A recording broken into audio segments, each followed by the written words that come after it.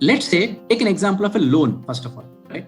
So that we can make it clearer with respect to the loan. Everybody knows a loan, right? You go to a bank, you borrow some money. This loan obviously will have a principal, right? And this loan will have an interest which the bank will charge you, right? So each loan, and then you have a tenor or a maturity. Right? These are the standard aspects of any loan, right?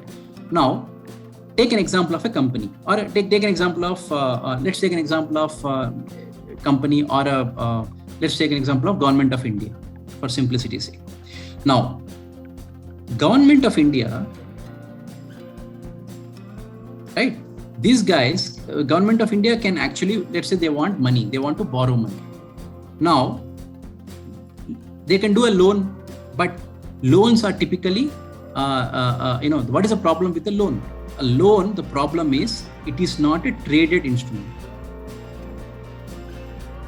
right? It is not traded, right? Loan is not a traded instrument. Loan is a bilateral arrangement, typically. That means two counterparties decide and then agree on the interest rate, and there is no transparency, and so on and so forth. So typically, loans are not the go-to for any government. So what do? So you want to borrow money. So what do? You basically do what is called, you issue a bond. The terminology is you issue a bond. Issuing a bond means you are borrowing money. Right? This is the terminology. So how do you issue a bond? You basically say bond is like a paper, right? This is a bond. Bond, basically, if I say I'm issuing a bond, what will I say? I'll say, okay, I will borrow 100 rupees from you. Let's say 100 rupees. So the bond will have a principal of, like a loan, you have a principal of 100 rupees, right? But this bond, instead of saying principal, people call this face value. Face value meaning the issuer of the bond will get the money 100 rupees today, and the bond will carry a face value of 100 rupees, because at the end of the period, maturity of the bond, the issuer who is the borrower will repay that 100 rupees, which is the face value of the bond. This is the face value. Obviously, like interest rate of a loan, you have obviously a interest that the bond will pay. Now, the issuer of the bond will pay to the person who bought the bond, or in this example, the investor. The investor is the person who bought the bond. Issuer is the person who is borrowing money by issuing the bond. So this interest, Government of India will say interest I am paying, let's say 5%. This 5% in the bond terminology is what is called a coupon. Coupon is basically the periodic interest that the government, the issuer in this example, government will pay on the principal, right?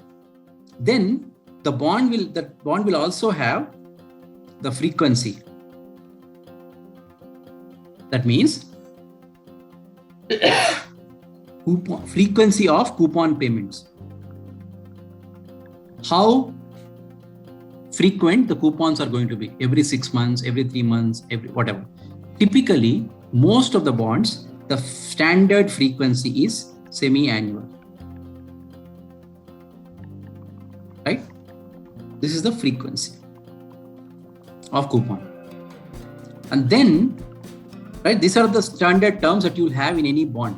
So when the issuer issues this bond, the investor can expect these set of interest payments every 6 months for the from the bond, from the issuer, right? And then at the maturity of the bond, the principal is repaid. In other words, the face value of the bond will be repaid back to the investor by the issuer. This is a standard bond, right? Typically, the bonds, the bonds here in the example, Government of India bonds, here because it is Government of India bond, the bond is a sovereign bond. Sovereign bond. And in this example I have taken, let's say the bond is of a maturity. Of course, finally there's a maturity of any bond, right? Like a loan, you have a maturity. So you have today, then T plus 6 months, you have one interest payment, T plus 12 months, another interest payment, right? And so on. And finally, let's say T plus 5 years. 5 years is the maturity. At the end of 5 years, there will be a coupon paid out and the final principal or the face value repaid, right? This is a 5-year bond and therefore it's a bond. It's a bond.